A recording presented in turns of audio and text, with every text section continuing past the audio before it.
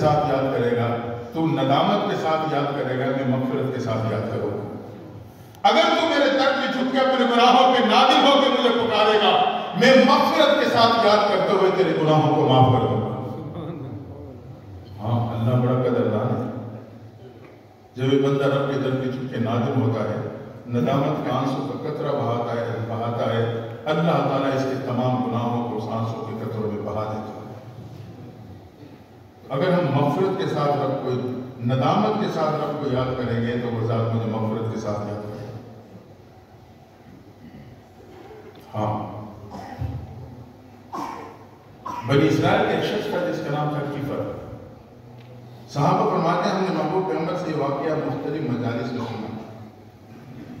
آپ نے فرمایا کہ بنی اسرائیل کا ایک شخص تھا جس کا نام کفر تھا، شرابی کبابی انسان تھا، مال و دولت کی فراوانی تھی، دن اور رات 24 گھنٹے اس کا دروازہ گناہوں کے لیے کھلا رہتا تھا۔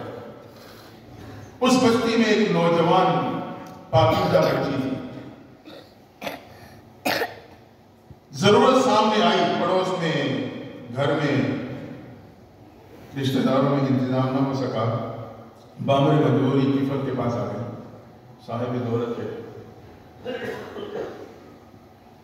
کہنے کہ مجھے 30 دینار کی ضرورت ہے، لوٹا دوں۔ کفر نے دیکھا شکار چل کے آ رہے، کہا 30 نہیں 60 دینار دوں گا، گناہ کے ساتھ مشروط کرو۔ جب یہ گناہ کی ارادے سے چلنے لگا تو اس بچی کی حالت بدلی۔ اس نے دیکھا اس کی تو حالت غیر ہو رہی ہے، قدم روک کے کہنے لگا کیا بات ہے، کیا ہو گیا ہے؟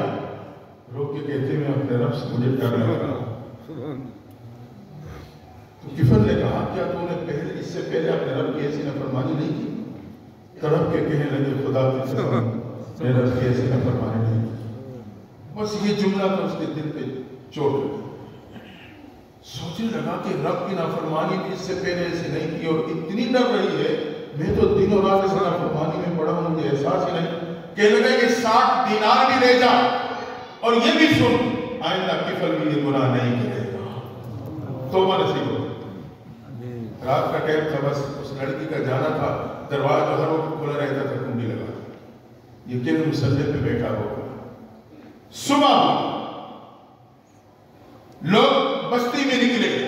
پچھلی امتوں کے ساتھ یہ معاملہ تھا کہ رات کوئی ایسا معاملہ آتا تو قدرتی طور پر کے دروازے پہ تحریر کی صورت میں موجود تھا۔ جب صبح ہوئی لوگ گزرتے ہوئے دیکھ رہے ہیں کہ کفر کا دروازہ آج بند ہے جو کبھی بند نہیں ہوا، ہاتھ لگائے تو اندر سے بند۔ سامنے نظر پڑی قدرتی تحریر لکھی ہوئی ہے، لقد غفر اللہ الکفر، اللہ کہتے ہیں اللہ نے کفر کو معاف کر دیا۔ رب جتنا کریں گے توبہ قبول کر کے پھر لوگوں کے دلوں میں عزت بھی ڈالے تھے۔ لقد غفر اللہ الکفر، تحقیق اللہ نے کفر کو معاف کر دیا ہے۔ اب لوگوں کو بات سمجھ آئی، دروازہ توڑا، جب دیکھا تو کفر مسلح پہ پڑا ہوا تھا، مسلح پہ پڑا دنیا سے جا چکا تھا۔ اس تو میرے رب اتنا کریم ہے، قدردان ذات ہے، آئے اس ذات سے دوستی لگا دیں، تعلق پیدا کر دیں، ندامت کے ساتھ اسے پکاریں، پھر میرے نوجوان میں یہ شکوہ نہیں رہے گا کہ میری تو دعائیں قبول ہی نہیں ہوتی، جو مانگتا ہوں وہ ملتی ہی نہیں۔ سب نے مانگے ہی نہیں، ہم تو پڑھتے ہیں دعائیں، مانگتے نہیں، مانگنے کا انداز یہ نہیں ہے جو ہمارا ہے۔ ہاتھ رکھا ہے، نگاہیں سامنے دیوار پہ تو میں دماغ کا آنا ہے، گھومنے لگا، زبان کچھ پڑھنے لگی، پڑھتے پڑھتے ہاتھ پھر اٹھ کے چلا جاتا، یہ تو میں نے پڑھا ہے۔ رب نے دینے کا وعدہ مانگنے پہ کیا ہے، پڑھنے پہ نہیں کیا۔ اس لیے کہتے ہیں مانگنے سیکھنا ہے تو اشارے پہ کھڑے ہوئے گاڑیوں کی شیشے کے پاس کھڑے اس فقیر سے سیکھو جس کے ہاتھ پھیلانے کے انداز بھی فقیرانہ، زبان سے نکلتے جملے بھی فقیرانہ، پورے چہرے کے زاویہ بھی فقیرانہ، اور وہ بالکل محتاج بن کے مانگتا ہے، جب کہ اسے ملنے کا بھی یقین نہیں، ملے گا یہ شیشہ بند کر کے دھتکار دیا جاؤ گا، پھر بھی محتاج بن کے مانگ رہا ہے۔ میں اور آپ تو ذات کے در پہ جھک کے مانگنے والے ہیں، جہاں سے مجھے ملنے کا یقین ہے، تو میں اگر محتاج بن کے نہیں مانگوں گا تو کیسے ملے گا؟ ہم مانگنے والے بن جائیں، پھر دیکھیں میرا دامن بھرتا ہے یا نہیں۔ فَاذْكُرُونِي أَذْكُرُكُمْ، فرمایا میرے بندے تو ندامت کے ساتھ یاد کرے گا، میں مغفرت کے ساتھ یاد کروں گا، معاف کر دوں گا تیرے گناہ۔ آخری بات کہہ رہا ہوں، میں نے ٹائم معلوم نہیں کر سکا، بارہ میں آخری واقعے کے بعد سنا ہوں۔ حضرت حسن بصری رحمۃ اللہ تعالیٰ علیہ، یہ ان کا نام حضرت عمر فاروق رضی اللہ عنہ رکھا تھا حسن۔ یہ ام سلمہ کی خادمہ کے بیٹے تھے۔ جب ان کی والدہ خدمت میں کام میں لگی رہتی تو امہات المومنین ہمارے حکم آپ کی ماں ہے تو ام سلمہ اس حسن بچے کو اپنے گود میں کھلایا کرتے ہیں۔ آپ کئی امہات المومنین کے گودوں میں کھیلے ہیں، 12-13 سال خدمت میں رہے، صحابہ سے علم حاصل کی، بدری صحابہ کی زیارت نصیب ہوئی۔ تو حضرت حسن بصری کے پڑوس میں خاتون رہتی تھی، جوانی میں خاوند کا انتقال ہو گیا تھا، چھوٹا سا بچہ تھا، گود میں رہ گیا تھا، پالتی رہی، سنبھالتی رہی، عدت گزری تو سوچنے لگی دوسرا کر کے آباد کرو، زندگی بیٹے کے نام کر دیتی ہوں، زندگی بیٹے کے نام کر دیتی ہوں۔ بیٹے کو پالتی رہی، سنبھالتی رہی، جوانی کے آغاز میں پہنچا، سمجھداری کی عمر آئی تو اب سمجھانے لگی بیٹا پڑوس میں اللہ والے رہتے ہیں، میرے مرشد رہتے ہیں، ان کی خدمت میں جایا کرو، ان کی صحبت میں بیٹھا کرو، ان کی باتیں سنا کرو۔ نوجوان جوانی میں مستانی کا شکار ہو چکا تھا، ماں کی کان سے سنتا دوسرے کان سے نکال دیتے، روڈوں کو آباد، چوکوں کو آباد کرنے لگا، ہوٹلوں کی زینت بننے لگا۔ آج کے نوجوان کی طرح اس نے اس وقت روڈ پرمٹ بنا رکھا تھا، روڈوں پہ گھوم رہا ہے۔ آج بھی آپ دیکھتے ہیں موبائل ہاتھ میں، دونوں کاموں میں دیے ہوئے، بس پتہ ہی نہیں، ماں کے کان سے سنتا دوسرے کان سے نکال دیتا۔ مختصر یہ کہ ایک دن جوانی میں بیمار ہوا، بیماری بڑھتی گئی، بگڑتی گئی، اب جوانی کی حالت میں یہ نوجوان بیٹا بیمار ہو کے چارپے پہ پڑا ہے۔ اللہ کی شان اتنے عرصے میں ماں بڑھاپے پر پہنچ چکی تھی، بوڑھی ماں اور نوجوان بیٹے کی خدمت کے لیے اس کے قدموں میں بیٹھے، بیماری لمبی ہو گئی۔ جب بیماری دور پکڑ لینا تو مریض کو یقین ہو جاتا ہے میرا بچنا مشکل ہے۔ ایک دن نوجوان کے دل میں یہ بات آ گئی میرا بچنا مشکل ہے، توجہ۔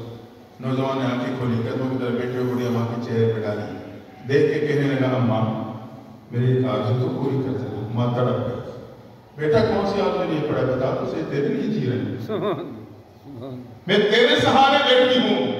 کہا اماں اگر میرا انتقال ہو جائے اللہ والوں سے کہنا میری نماز جنازہ پڑھا۔ ماں تڑپ گئی لیکن اپنے آپ کو سنبھالا، چلو زندگی میری جاتے جاتے حضرت سے نسبت ہو جائے گی۔ دوڑے حضرت کی خدمت میں گئے، حضرت میرا بیٹا موت کی کشمکش میں آرزو کا اظہار کر رہا ہے، جنازہ پڑھا تھا۔ اللہ کی شان، حضرت نے نوجوان کے جنازے پڑھانے سے صاف انکار کر دیا، میں اس نوجوان کا جنازہ نہیں پڑھا۔ اب مرشد تھے، نہ اصرار کر سکی نہ وجہ ہو سکی، آج کے مریدوں کا تو معاملہ تھا نہیں، حضرت نے انکار کر دیا، خاموشی سے واپس پلٹ گئے۔ حضرت نے آواز کی وضاحت کر دی، کہا میں اس نوجوان کا جنازہ کیسے پڑھا، میں پوری زندگی رب کے در پہ جھکائی نہیں، رب کے در پہ آئے نہیں، رب کو پکارا نہیں۔ علماء نے لکھا ہے حضرت حسن بصری کا تعلق اس علماء کے قافلے سے تھا جن کے نزدیک بے نمازی کا جنازہ نہیں پڑھایا جاتا تھا۔ مختصر یہ کہ ماں پریشانی میں پڑ گئی، بیٹے کے قدموں میں آ کے بیٹھ گئے، بیٹے نے پھر آنکھیں کھولی، ماں کے چہرے پہ ڈالی، مسلسل ماں کو دیکھتا رہا۔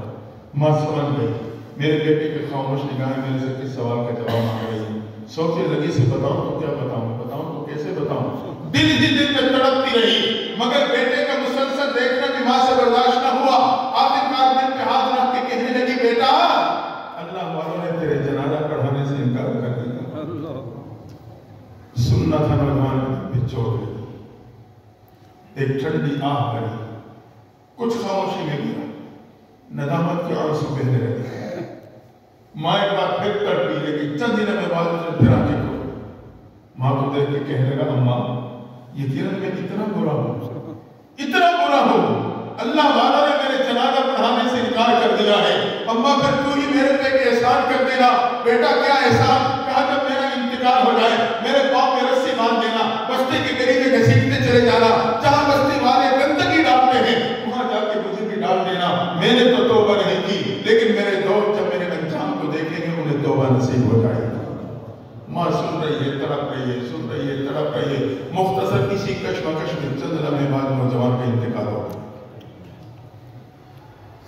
بیٹے کی روح پرواز ہو گئی۔ کسی اسلام میں دروازے پہ دستک ہوئی، ماں دوڑتے ہوئے دروازے پہ پہنچی، دروازہ کھولا تو کیا دیکھا حضرت حسن بصری دروازے پہ کھڑے۔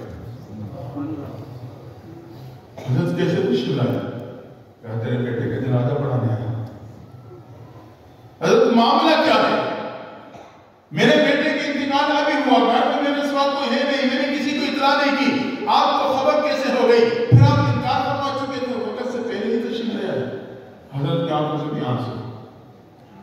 کہا جب تو اپنے بیٹے کی آنسو لے کے آئے میں نے انکار کر دیا، تیرے جانے کے بعد میرے آرام کا وقت تھا، میں سو گیا، میرے خواب میں کیا سنا، رب کی طرف سے آواز آتی ہے میرے دوست تیرے پڑوس میں میرے ایک دوست کا انتقال ہو چکا، اس کی نماز جنازہ پڑھا، اگر جنازے سے انکار کیا تو دوستی سے انکار کرنا ہوگا۔